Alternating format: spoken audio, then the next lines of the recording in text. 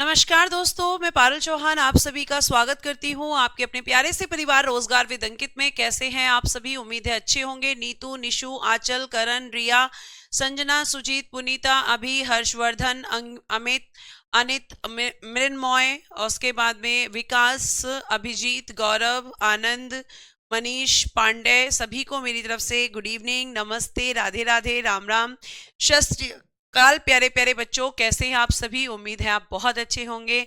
आप सभी को मेरी तरफ से, हमारे पूरे आरडब्ल्यूए परिवार की तरफ से हैप्पी न्यू ईयर, नव वर्ष की हार्दिक शुभकामनाएं।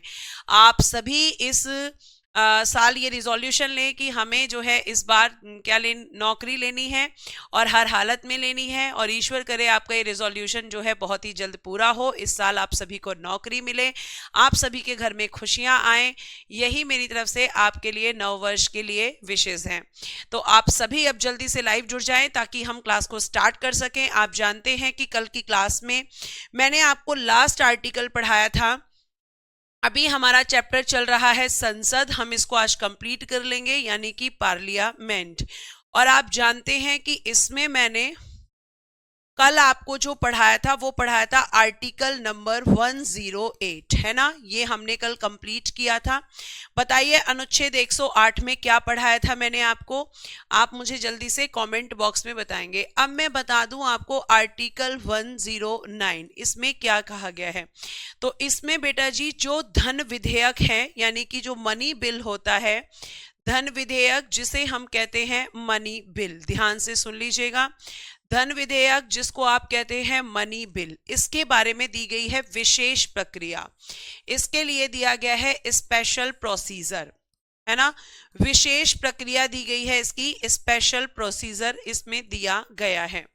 यानी इसमें क्या कहा गया है, अगर हम बात करते हैं तो इसमें यह कहा गया है कि भाई ध्यान से सुनो। इसमें कहा गया है कि जो धन विधेयक है, सबसे पहले आप देखेंगे कि ये लोकसभा में पेश किया जाता है, लोकसभा में पेश किया जाता है, राज्यसभा में नहीं। लोकसभा में पेश किया जाता है, राज्यसभा में नहीं। यानी धन विधेयक की शुरुआत कभी भी राज्यसभा से नहीं होगी, हमेशा इसकी शुरुआत जो होगी बेटा जी वो लोकसभा से होगी। लोकसभा ही वो सदन होता है। वेरी गुड मैम, जिसने बोला है ज्वाइंट सेशन था आर्टिकल 108 में, उसने बिल्कुल सही बोला है। ज्वाइंट सेशन अब तक कितने हुए हैं? 3 हुए हैं। तीनों कब कब हुए हैं ये मैंने आपको प्रेसिडेंट पढ़ाते समय भी बताया था। ज्वाइंट सेशन आपका किस बिल पर आता है ये भी मैं आपको बता चुकी हूं कि संयुक्त बैठक केबल और केबल ऑर्डिनरी बिल पर आता है, आपको ध्यान रखना है। ठीक है, ऑर्डिनरी बिल जो है आपका साधारण विधेयक जो है, जब उस पे लोकसभा और राज्यसभा आपके झगड़ा करते हैं तब ज्वाइंट सेशन आता है। अब मनी बिल को लेकर आप ध्यान रखेंगे कि इसे लोकसभा में पेश किया जाता है, राज्यसभा में कभी पेश नहीं किया जाता। उसके अलावा लिखिएगा लोकसभा में राष्ट्रपति की पूर्वानुमति से पेश होता है, राष्ट्रपति की पूर्वानुमति से पेश किया जाता है, पूर्वानुमति से पेश। ठीक है, लिखिएगा introduce in Lok Sabha, introduced in Lok Sabha, in Lok Sabha after approval of president, after approval of president, यानी राष्ट्रपति की अनुमति के बाद इसे लोकसभा में पेश किया जाता है। और यही कारण है कि राष्ट्रपति इस पर जो आपका मनी बिल है इसे रिकंसीडर नहीं कर सकते हैं। ठीक है, यानी कि सस्पेंशन वीटो का यूज नहीं कर सकते हैं, यह आपको ध्यान रखना है। आगे प्यारे बच्चे, अगर मैं आपसे बात करती हूं तो आप देखेंगे कि यहां पर जो आपका हुआ है सॉरी अब यहां पे क्वेश्चन पूछा जाता है कि भैया ये कौन प्रमाणित करता है, ये कौन सर्टिफाइड करता है कि कौन सा विधेयक धन विधेयक है या नहीं। ठीक है, ये कौन प्रमाणित करता है कि धन विधेयक है या नहीं। तो आप लिखेंगे कि यहां पर ये आपका कोई विधेयक धन विधेयक, विधेयक को क्या कहते हैं मैम? बिल बोलते हैं। कोई विधेयक धन विधेयक है या नहीं, है या नहीं, मनी बिल और नॉट, नहीं, इसका प्रमाण होता है सर्टिफाइड करना, इसका प्रमाण यानी कि सर्टिफाइड, इसका प्रमाण लोकसभा अध्यक्ष करते हैं, लोकसभा अध्यक्ष करते हैं, लोकसभा अध्यक्ष, speaker of Lok Sabha, speaker of Lok Sabha.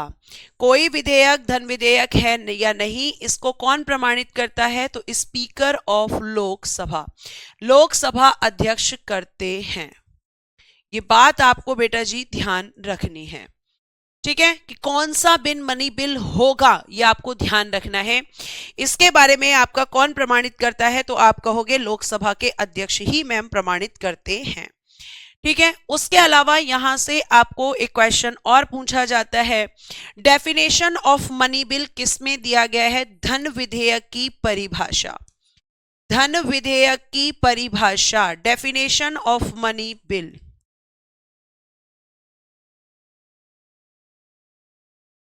धन विधेयक की परिभाषा, definition of money bill, definition of money bill, धन विधेयक की परिभाषा, ये दी गई है बेटा जी आर्टिकल 110 में, अनुच्छेद 110 में क्या किया गया है, डेफिनेशन ऑफ मनी बिल दिया गया है। लोकसभा के अध्यक्ष कितने होते हैं रोशन जी, एक ही होते हैं। डेफिनेशन ऑफ मनी बिल किस में है, तो आप कहोगे मैम आर्टिकल 110 में है। इसके बारे में नेक्स्ट लिखिएगा, धन विधेयक को राज्यसभा केवल 14 दिनों तक अपने पास रखती है, 14 दिनों तक अपने पास रख सकती है, अपने पास रख सकती है, यानी ये लोकसभा से पास होकर किसके पास जाता है, राज्यसभा के पास। और प्यारे बच्चे ध्यान रखिएगा कि राज्यसभा जो है वो क्या करती है, राज्यसभा इसे केवल 14 दिन तक अपने पास रखती है। 14 दिन में अगर वो पास करती है तो बहुत अच्छी बात है, अगर वो 14 दिन में पास नहीं करती तो आफ्टर 14 डेज ये ऑटोमेटिकली पास हो जाता है। और ये भी ध्यान रखिएगा कि धन विधेयक पर संयुक्त बैठक नहीं होती, धन विधेयक पर संयुक्त बैठक नहीं होती, संयुक्त बैठक नहीं होती, संयुक्त बैठक नहीं होती, ये बात आपको ध्यान रखनी है। ज्वाइंट सेशन केवल किस पर होता है, तो आप कहेंगे मैम ऑर्डिनरी बिल पर, मनी बिल पर कभी भी ज्वाइंट सेशन नहीं होता, कॉन्स्टिट्यूशन अमेंडमेंट बिल पर भी कभी ज्वाइंट सेशन नहीं होता। संयुक्त बैठक केवल और केवल बुलाई जाती है मैम अगर हम बात करते हैं, तो आप कहेंगे joint session is not called for this, joint session is not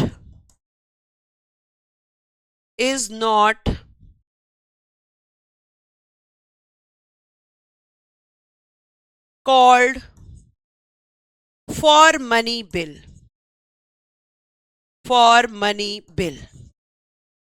या for this, कुछ भी आप लिख सकते हैं। इतनी बात आपको समझ में आ रही है। ये आपको क्वेश्चन बेसिक पूछे जाएंगे कि मनी बिल की डेफिनेशन क्या है, मनी बिल की विशेष प्रक्रिया कहां पर है, मनी बिल कहां पेश किया जाता है। ये क्वेश्चंस प्यारे बच्चे यहां से बनते हैं, आप फटाफट यहां पे लिख के और मुझे बताएं।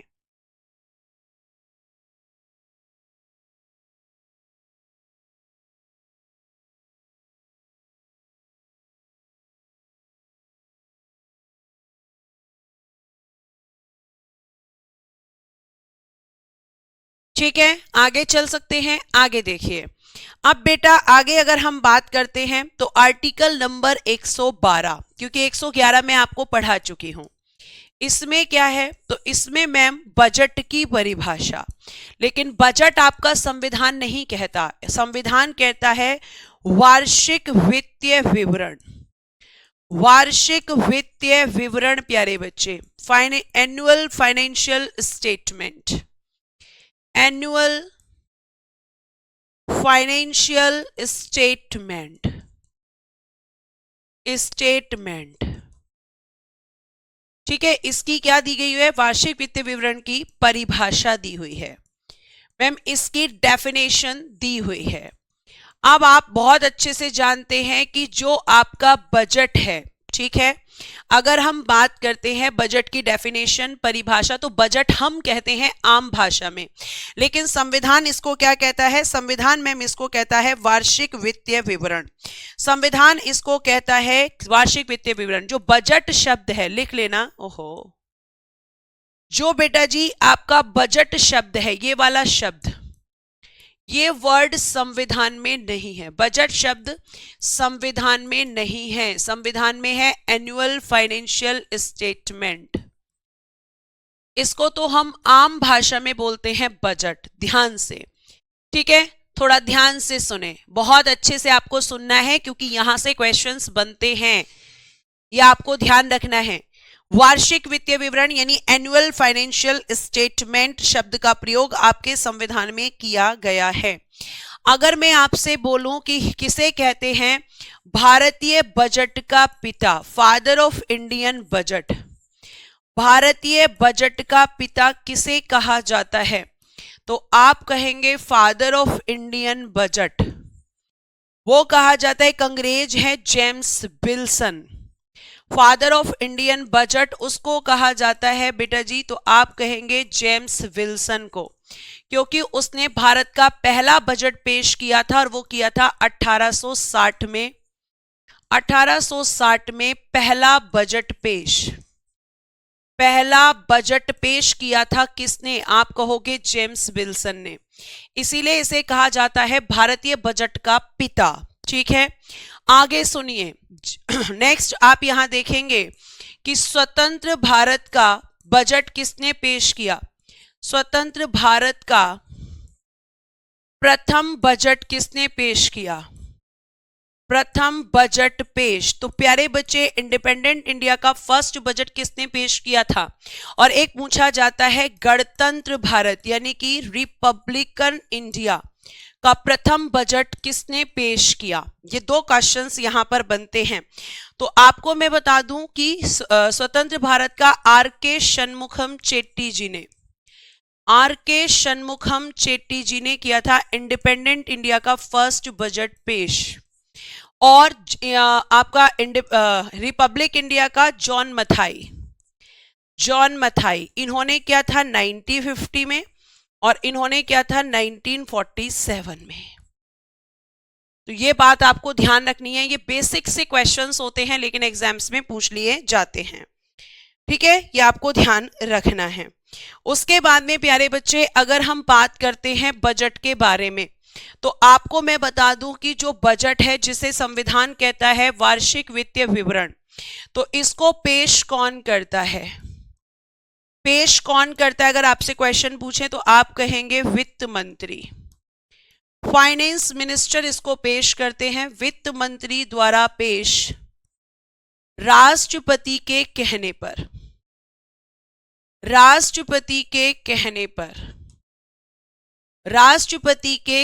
पर, ये कब पेश होता है, पेश करते हैं फाइनेंस मिनिस्टर। इस समय आपकी फाइनेंस मिनिस्टर कौन है बताइए, है ना। एक क्वेश्चन मैम कि पेश कब होता है, तो आप कहेंगे प्रत्येक वित्तीय वर्ष, एवरी फाइनेंशियल ईयर, प्रत्येक वित्तीय वर्ष में इसको मैम इंट्रोड्यूस किया जाता है, एवरी फाइनेंशियल ईयर। और फाइनेंशियल ईयर कब से कब तक होता है बेटा आपका, तो आप कहोगे मैम 1 अप्रैल से 31 मार्च, 1 अप्रैल से 31 मार्च हमारा फाइनेंशियल ईयर होता है। और इस ईयर में प्यारे बच्चे बहुत बढ़िया मैम निर्मला सीतारमन है, और इस फाइनेंशियल ईयर में सरकार कितना खर्चा करेगी, कितनी उसकी इनकम होगी, ये सब कुछ इस बजट में डिफाइन होता है।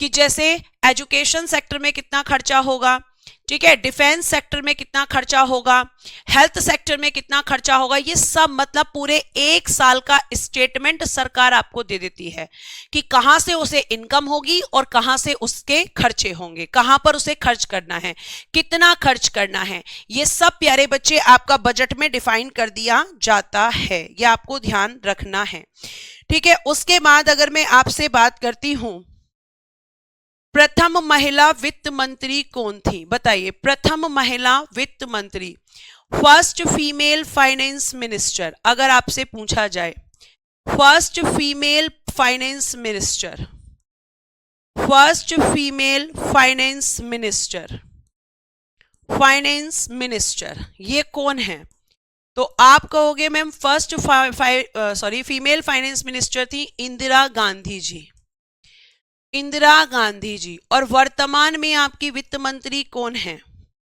अगर आपसे पूछा जाए प्रथम महिला पूर्णकालिक वित्त मंत्री, पूर्णकालिक वित्त मंत्री यानी full tenure finance minister, first female full tenure finance minister, full tenure finance minister, तो आप इसका आंसर करेंगे कि वो बनी थी निर्मला सीतारमन जी। वो कौन बनी थी, निर्मला सीतारमन जी। और यही बेटा आपकी इन प्रेजेंट भी हैं, निर्मला सीतारमन जी। और यही कौन है, यही आपकी वर्तमान वित्त मंत्री हैं, यही आपकी इन प्रेजेंट फाइनेंस मिनिस्टर भी हैं। तो ये पूर्णकालिक महिला वित्त मंत्री थी। ये क्वेश्चन आपको बहुत अच्छे से ध्यान रखना है, ठीक है। ये क्वेश्चन आपको बहुत अच्छे से ध्यान रखना है। कुछ बच्चों को बस पढ़ना नहीं होता है, पूरी क्लास में या तो हिंदी इंग्लिश करना होता है, या माइक पास रखो या दूर रखो, बस यही कमेंट्स करने हैं। पढ़ लो बेटा, पढ़ने में तुम्हारी भलाई है, क्योंकि अगर कोई भी दिक्कत होगी तो सिर्फ तुम्हें नहीं होगी, फिर वो सबको होगी, ठीक है। तो ये आपका यहां से बजट से आपके क्वेश्चंस बनते हैं, ये आपको ध्यान रखना है। कौन पेश करता है, किसके कहने पर पेश करता है, ये सब आपको पता होना चाहिए।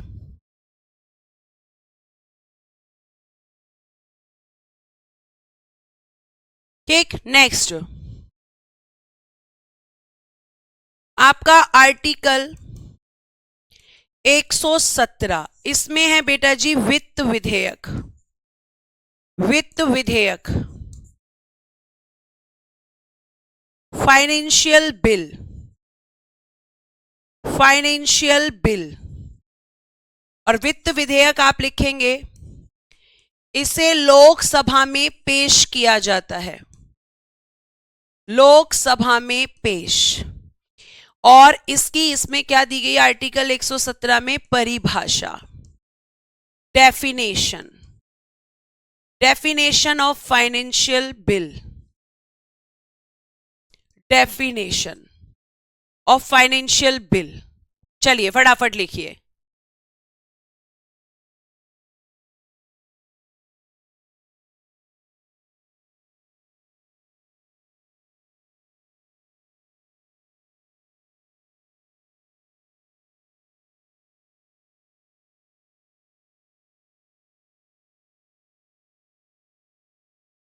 ठीक है,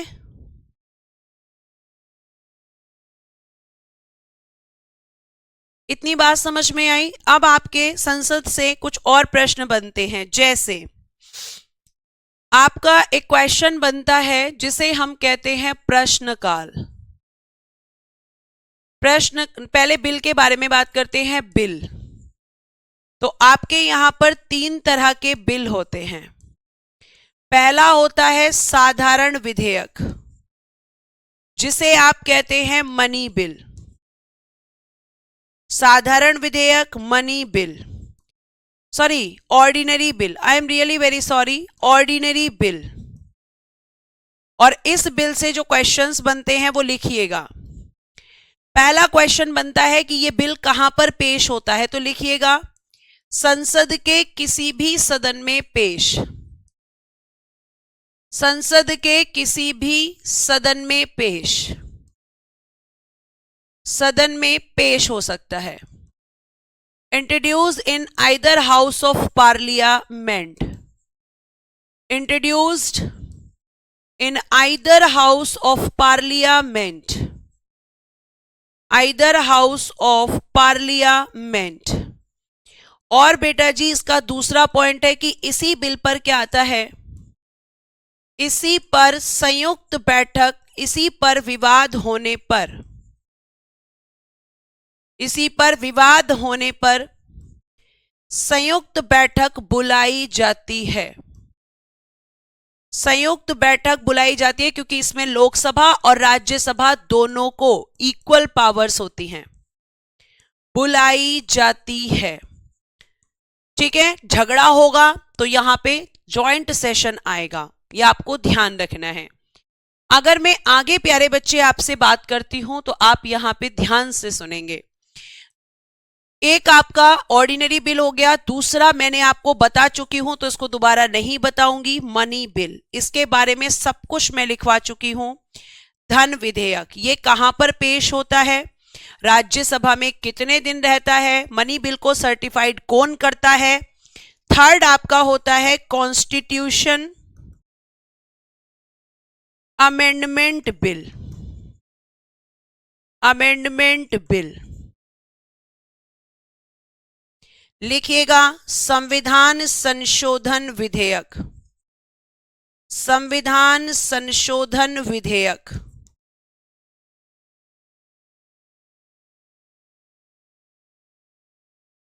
लिखिएगा, संसद के किसी भी सदन में पेश, संसद के किसी भी सदन में पेश।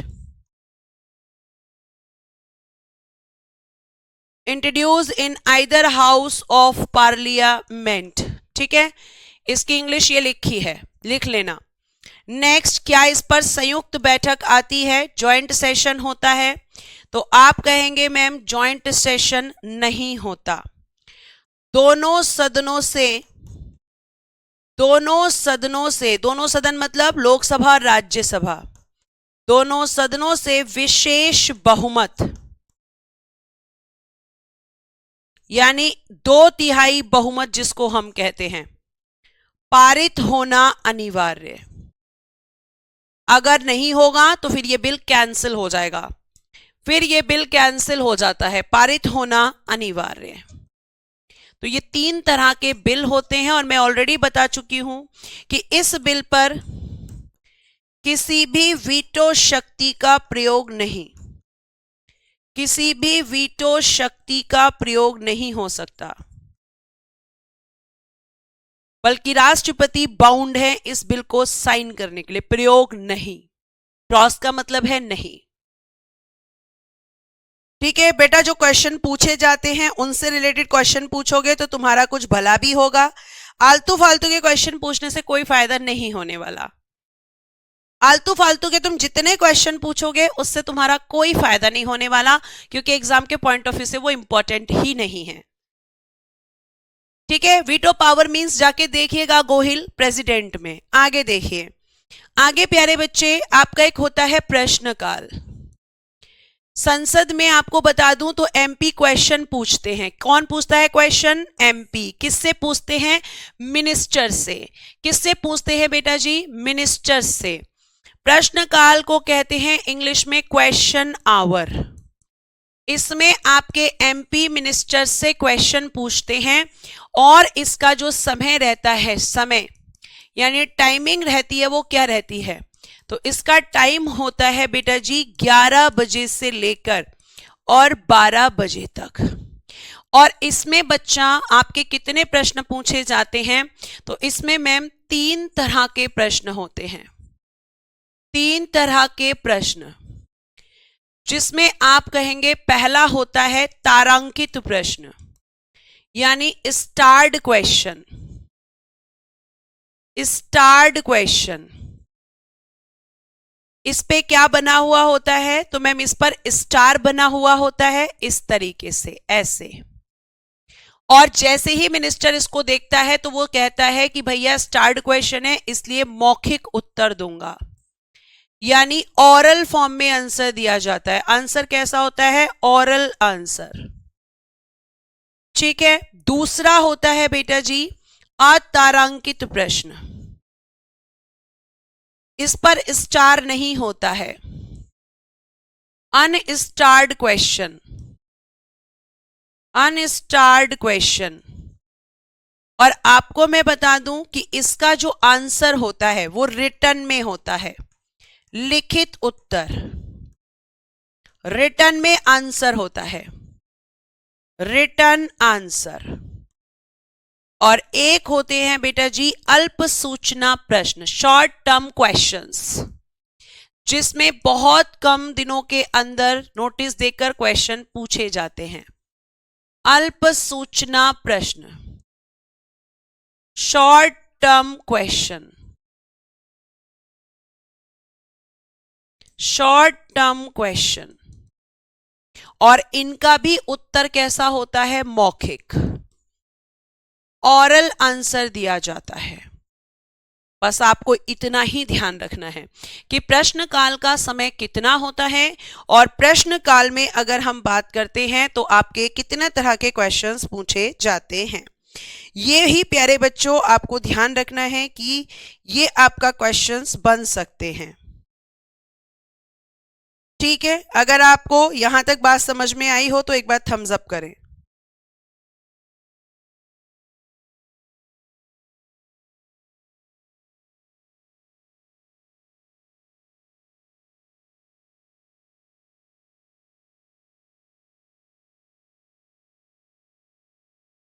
समझ में आया?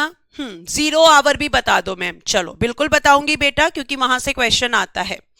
शून्य काल, 0 आवर।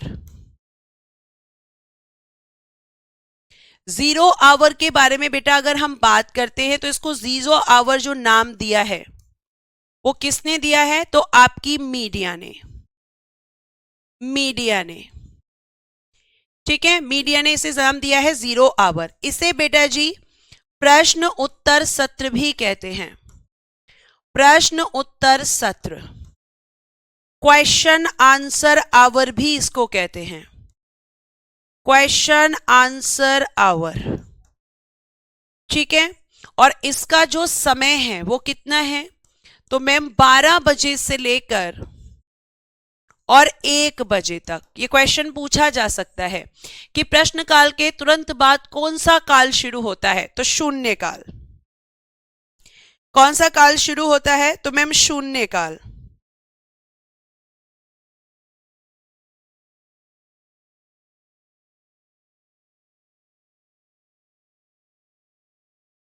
शून्य काल बेटा जी शुरू होता है। ठीक है। उसके बाद यहां पे अगर मैं आपको बात करूं तो इसमें अधिकतम प्रश्न कितने पूछे जाते हैं? अधिकतम प्रश्न, मैक्सिमम क्वेश्चंस। तो मैक्सिमम क्वेश्चंस बेटा जो पूछे जाते हैं वो पूछे जाते हैं इसमें 20। और इसकी भारत में शुरुआत, भारत में जो इसकी शुरुआत हुई है बेटा जी शून्यकाल की वो 1962 में, 1962 में भारत में इसकी शुरुआत हुई है। और प्रश्नकाल की भारत में शुरुआत कब हुई थी? तो जो आपका प्रश्नकाल है इसकी भारत में शुरुआत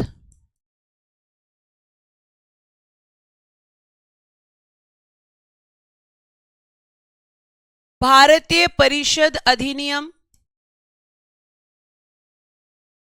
भारतीय परिषद अधिनियम 1892, इंडियन काउंसिल एक्ट 1892।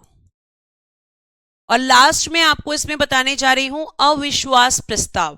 क्वेश्चन कौन करता है बेटा? खुशी क्वेश्चन करते हैं एमपी। किससे करते हैं? मिनिस्टर से।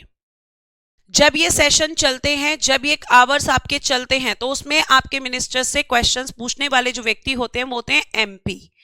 और ये सेशन लोकसभा और राज्यसभा दोनों जगह पर होते हैं, ठीक है। और लास्ट जो आपके क्वेश्चन बनते हैं पार्लियामेंट में वो बनते हैं बच्चा अविश्वास प्रस्ताव, नो कॉन्फिडेंस मोशन,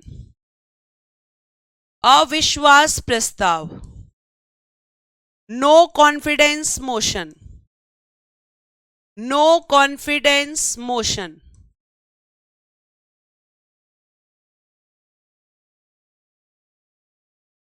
अविश्वास प्रस्ताव, नो कॉन्फिडेंस मोशन लिखिएगा। इसमें 3 से 4 क्वेश्चन लिखना। कौन पेश करता है और कहां पेश होता है, कहां पेश होता है, किसके विरुद्ध आता है,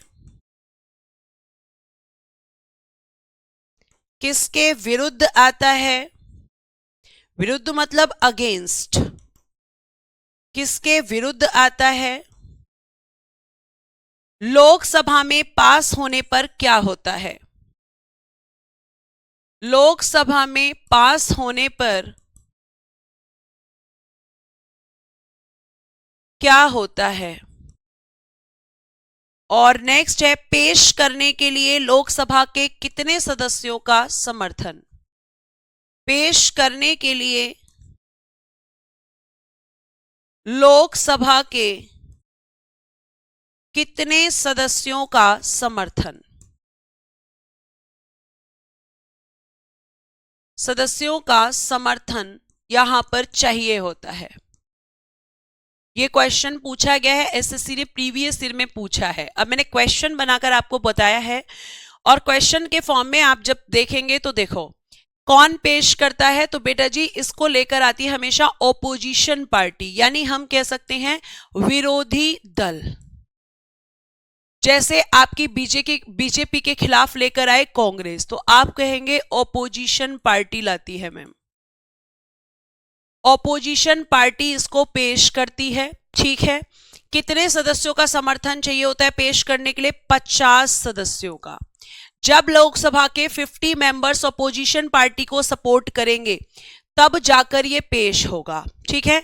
कहां पेश होता है, तो बेटा जी केवल लोकसभा में, ये राज्यसभा में नहीं होता। क्यों मैम, क्योंकि बेटा जी अविश्वास प्रस्ताव लाने का मतलब ही यही है, अविश्वास प्रस्ताव लाने का यहां पर यही मतलब है कि सरकार के पास अब मेजॉरिटी नहीं है, सरकार के पास अब बहुमत नहीं है, ठीक है। और अगर ये पास हो गया तो ये सिद्ध हो जाता है कि अब सरकार के पास बहुमत नहीं है, क्योंकि अगर ये पास हो रहा है लोकसभा में तो ये इसी चीज को डिफाइन कर रहा है।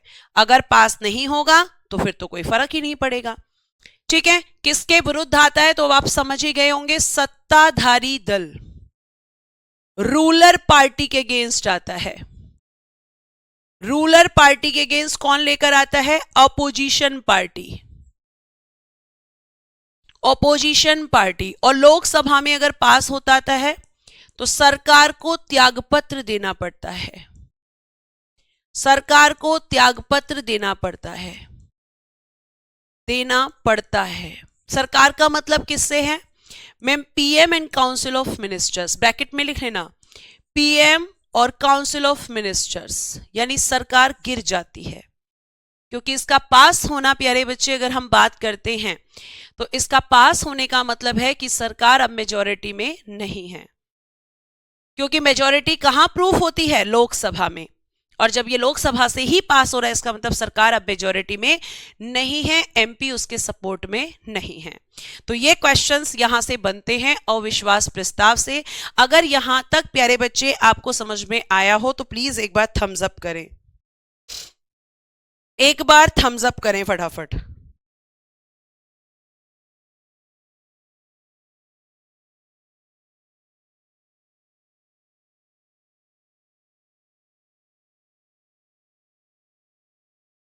ठीक है पार्थ, अगर रीजन यहां पे पास होने का ये होगा कि जब एमपी सपोर्ट करना बंद कर देंगे उस सरकार को जिसको अभी तक कर रहे थे, ठीक है। Thank you so much for response everyone. अब संसद के साथ ही बेटा जुड़ी होती हैं आपकी संसदीय समिति, संसदीय समिति, पार्लियामेंट्री कमेटी, हमें केवल 3 पढ़नी है क्योंकि वहीं से क्वेश्चन आपके एग्जाम में आएगा अगर आएगा तो। पार्लियामेंट्री कमेटी, संसदीय समिति, बेटा जी इनको पता है क्या कहते हैं? इनको कहा जाता है लघु संसद, इनको कहते हैं स्मॉल पार्लियामेंट। क्यों कहते हैं मैम इनको स्मॉल पार्लियामेंट? क्योंकि बेटा संसद का बहुत सारा काम होता है और संसद वो सारा काम खुद से नहीं कर सकती है।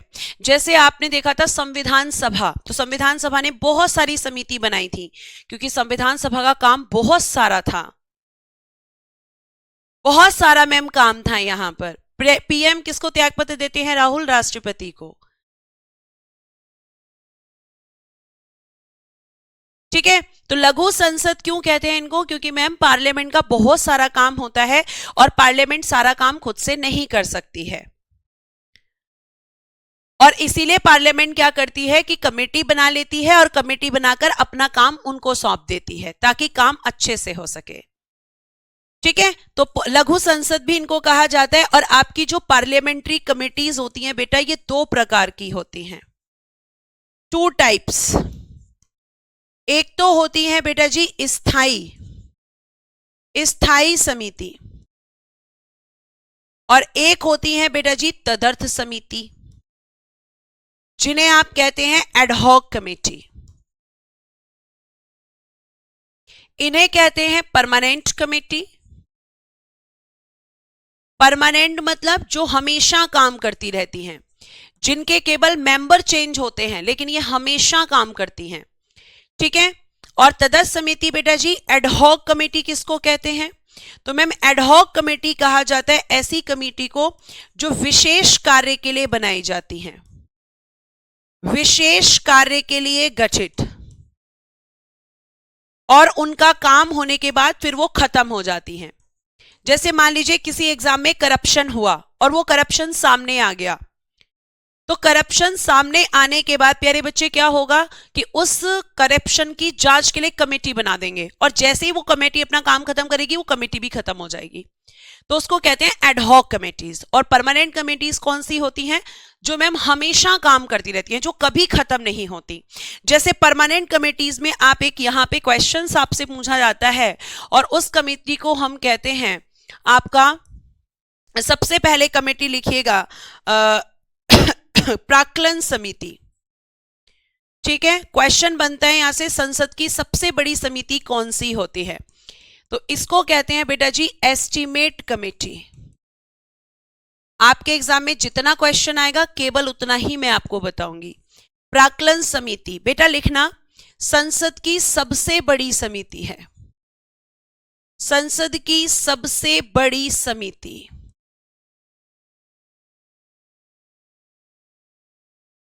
Biggest committee of parliament, biggest committee of parliament. ठीक है, ये आपकी स्थायी समिति है, परमानेंट कमेटी है। और आपको मैं बता दूं प्यारे बच्चे कि इसमें जो सदस्य होते हैं, मेंबर्स, वो होते हैं 30। कितने मेंबर्स होते हैं इसमें? 30। और ये 30 मेंबर्स जो होते हैं ये कहां से होते हैं? लोकसभा के सदस्य। 30 मेंबर्स कहां से लिए जाते हैं? लोकसभा से। इसमें राज्यसभा के मेंबर्स नहीं होते हैं। ठीक है, तो आप कहेंगे कि मैम जो प्राक्कलन समिति होती है यहां से क्या क्वेश्चन बनेगा? तो प्यारे बच्चे यहां से क्वेश्चन ये बनेगा कि संसद की सबसे बड़ी समिति कौन सी होती है, या ऐसी कौन सी समिति है जिसमें केवल लोकसभा के सदस्य होते हैं, राज्यसभा के सदस्य नहीं होते? तो प्राक्कलन समिति। एस्टीमेट कमेटी प्यारे बच्चे एक ऐसी कमेटी है जिसमें राज्यसभा का एक भी सदस्य नहीं होता है। ठीक है, एक भी सदस्य नहीं चुनता है। संसद की सबसे, अच्छा बड़ी रह गया है, सॉरी, सबसे बड़ी समिति। तो आप कहोगे कि मैम प्राक्कलन समिति सारे के सारे सदस्य लोकसभा से होते हैं, राज्यसभा से नहीं। ठीक है, आगे देखिए नेक्स्ट इसमें पूछा जाएगा कि इसके जो सदस्य होते हैं, सदस्यों का कार्यकाल, टेन्योर ऑफ मेंबर्स, वो कितना होता है? तो बेटा जी टेन्योर ऑफ मेंबर्स होता है 1 वर्ष। ठीक है, कितना होता है? 1 वर्ष। 1 वर्ष के बाद इसमें नए मेंबर आ जाते हैं। ये कमेटी हमेशा काम करती है। केबल रिटायर कौन होता है? केबल रिटायर होते हैं मैम इसके मेंबर्स।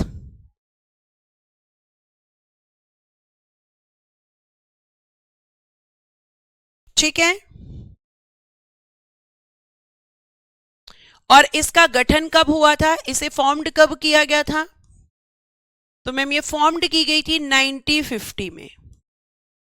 1950 खत्म। अब आती है प्यारे बच्चे इसकी जुड़वा बहन। इसकी जुड़वा बहन जिसका नाम है लोक लेखा समिति। लोक लेखा समिति, public account committee, public account committee, लोक लेखा समिति। इसमें लिखिएगा, अगर हम बात करते हैं संसद की सबसे पुरानी समिति, संसद की सबसे पुरानी समिति,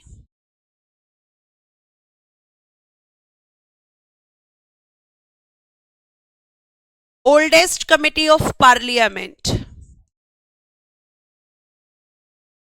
ओल्डेस्ट कमिटी ऑफ पार्लियामेंट, संसद की सबसे पुरानी समिति है ये बच्चे। अभी बताऊंगी मंजीत इसका काम क्या होता है, थोड़ा पेशेंस रखो, सब बताऊंगी, सबका आंसर आपके पास होगा। संसद की सबसे पुरानी समिति क्यों कहते हैं? क्योंकि बेटा इसका जो गठन हुआ था, ये जो फॉर्म्ड हुई थी, आपको पता है कब हो गई थी? 1921 में। 1921 में ये फॉर्म्ड हो गई थी। इसे कहते हैं संसद की सबसे पुरानी समिति। और इसमें जो सदस्य होते हैं बच्चे, इसमें जो मेंबर्स होते हैं, मेंबर्स वो होते हैं 22, जिसमें 15 आपके लोकसभा से आते हैं और 7 बेटा जी राज्यसभा से। और इन सदस्यों का जो कार्यकाल होता है, इनका भी जो टेन्योर होता है वो होता है 1 ईयर। कितना होता है? 1 ईयर। और इस कमेटी का सबसे इंपॉर्टेंट क्वेश्चन ये पूछा जाता है, आप लिखेंगे कि जो लोक लेखा समिति है, लिखना इस समिति का अध्यक्ष, इस समिति का अध्यक्ष chairman of this committee, chairman of this committee, समिति का अध्यक्ष विपक्षी दल का नेता होता है। विपक्षी दल का नेता, लीडर ऑफ अपोजिशन पार्टी। कभी भी रूलर पार्टी का लीडर इसका नेता नहीं, अध्यक्ष नहीं होगा। लीडर ऑफ अपोजिशन पार्टी कौन होता है? तो आप कहेंगे ma'am chairman this committee. Chairman of this committee कौन होता है? Leader of opposition party. Leader of opposition party, विपक्षी दल का नेता। और ये कब से यहां पर चल रहा है रूल? तो बेटा जी 1967 से यह परंपरा चल रही है, यह परंपरा चल रही है। ये रूल चल रहा है कि ऑपोजिशन पार्टी का लीडर ही यहां पर इसका चेयरमैन होगा, रूलर पार्टी का कभी नहीं होगा। और आपको मैं बता दूं कि अब ये आपकी एस्टीमेट कमेटी और पब्लिक अकाउंट कमेटी, इन दोनों कमेटी को क्या कहा जाता है? जुड़वा बहन। इन दोनों को कहा जाता है ट्विंस सिस्टर। क्या कहा जाता है? Twins sister. क्यों कहते हैं मैम? क्योंकि इन दोनों का काम एक ही है। इन दोनों का काम होता है कि सरकार जो भी ऐसे एक्सपेंसेस करती है जिनकी उसे जरूरत नहीं है, मतलब फालतू के खर्चों को रोकना, सरकार के फालतू के खर्चों को कंट्रोल करना, इन दोनों का काम है। इसीलिए इनको कहते हैं ट्विंस सिस्टर, इसीलिए इनको कहते हैं जुड़वा बहन। इसीलिए इनको क्या कहते हैं? जुड़वा बहन, क्योंकि इन दोनों का काम है सरकार के फालतू के खर्चों को कंट्रोल करना। और इस पब्लिक अकाउंट कमेटी के बारे में एक चीज और ध्यान रखना, पब्लिक अकाउंट कमेटी को कैग का friend and guide, friend and guide यानी मित्र और मार्गदर्शक, मित्र और मार्गदर्शक कहा जाता है। ये क्वेश्चन पूछा गया है, ये क्वेश्चन पूछा गया है। मित्र और मार्गदर्शक कहा जाता है किसको? मैम पब्लिक अकाउंट कमेटी को कैग, सॉरी कैग को पब्लिक अकाउंट कमेटी का, कैग को पब्लिक अकाउंट कमेटी का। कैग कौन होता है मैम? भारत का नियंत्रक एवं महालेखा परीक्षक, भारत का नियंत्रक एवं महालेखा परीक्षक। Comptroller and auditor general of India की फ्रेंड और गाइड होती है कौन? किसका फ्रेंड और गाइड होता है? ये पब्लिक अकाउंट कमेटी का। क्यों मैम? क्योंकि कैग जो रिपोर्ट देता है उसकी जांच करती है पब्लिक अकाउंट कमेटी। क्योंकि मैम कैग जो रिपोर्ट देता है उसकी जांच कौन करती है? Public account committee, comptroller and auditor general of India. जैसे मैं आपको पॉलिटी पढ़ा रही हूं और पॉलिटी में आपको दिक्कत आएगी तो आप किससे पूछेंगे? मैम आपसे। क्यों? क्योंकि मैं आपको यहां पर पढ़ा रही हूं और आपकी प्रॉब्लम्स जो होंगी उनका जवाब देना मेरा फर्ज बनता है। तो क्योंकि पब्लिक अकाउंट कमेटी कैग की रिपोर्ट की जांच करती है तो इसको अगर कोई भी प्रॉब्लम होती है तो ये कैग से पूछती है। तो कैग इसका कौन होता है? फ्रेंड भी होता है और गाइड भी होता है। ठीक है,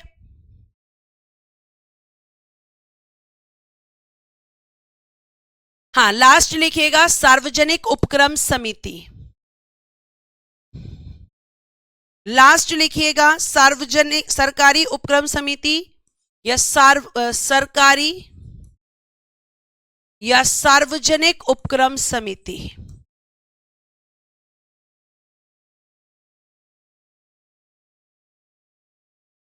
बेटा जितना दिमाग कमेंट लगाने में लगाते हो ना उतना पढ़ने में लगा लोगे तो कुछ भला हो जाएगा तुम्हारा। The committee on public undertaking, public undertaking ये क्या करती है कि सरकार के जो आपके उद्योग होते हैं उन पर नजर रखती है। सबसे पहले लिखो इसका गठन कब हुआ था? फॉर्म्ड, अभी इसका काम भी बताऊंगी, 1964 में। ठीक है, सदस्यों की संख्या कितनी होती है? तो बेटा जी जो सदस्य होते हैं, जो मेंबर्स होते हैं, इसमें भी 22 होते हैं। 22 सेम रेशो रहता है, 15 लोकसभा से और 7 राज्यसभा से, और इनका भी कार्यकाल 1 वर्ष होता है। टेन्योर कितना होता है इसके भी मेंबर्स का? तो मैम 1 वर्ष। कमेटी हमेशा रहती है, चेंज होते हैं तो मेंबर्स।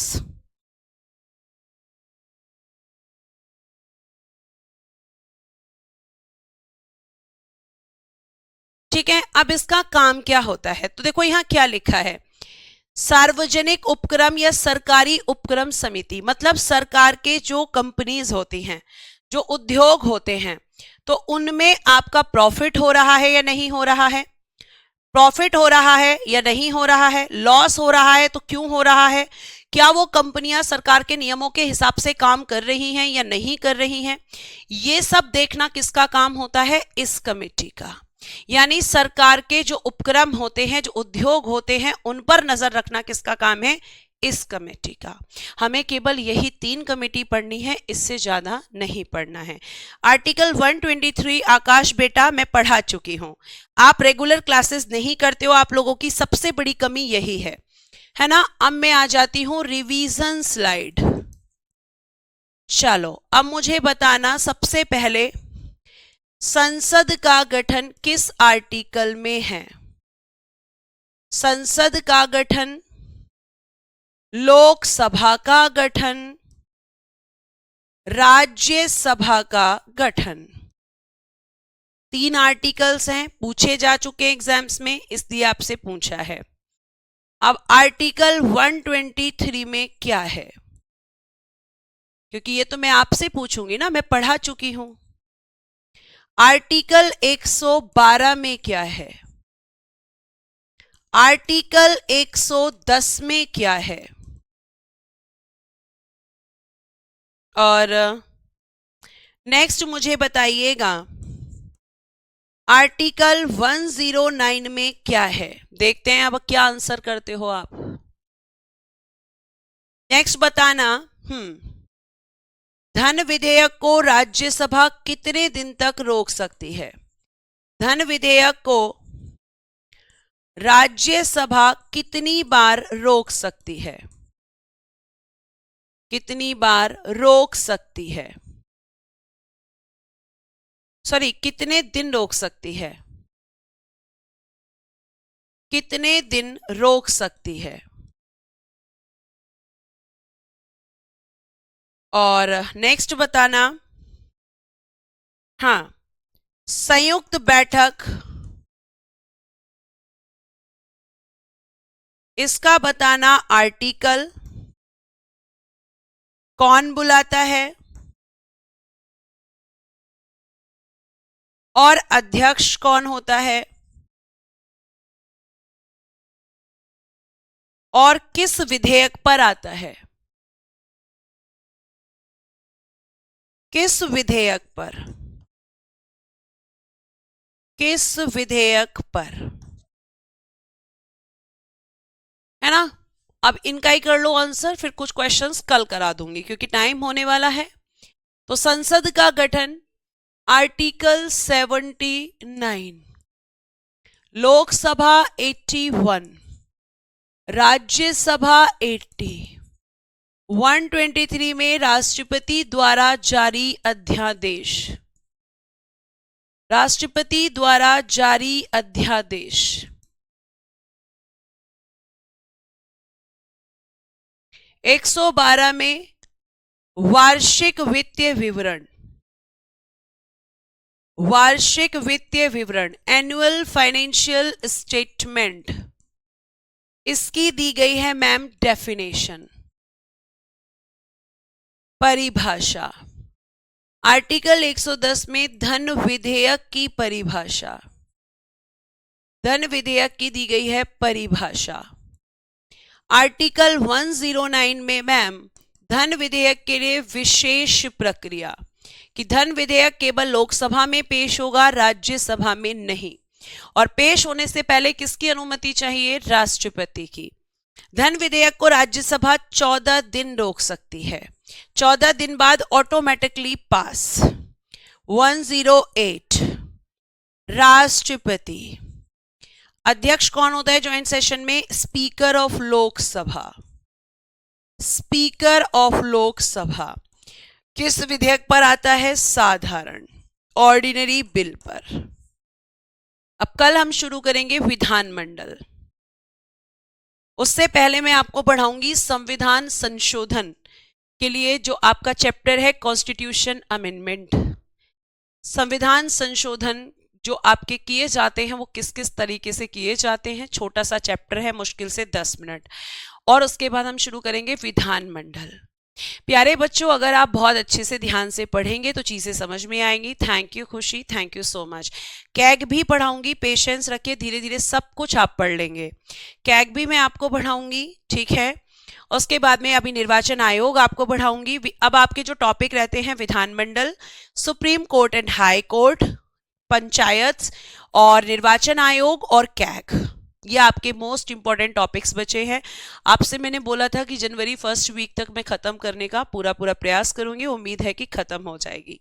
तो आज के लिए प्यारे बच्चों, thank you so much, bye bye, take care, and आप सभी को अगेन हैप्पी न्यू ईयर, और आप सभी की विशेस इस साल पूरी हो जाएं, आप सबकी नौकरी लग जाए, आप सभी सेलेक्ट हो जाएं, यही मेरी आपके लिए शुभकामनाएं हैं। धन्यवाद।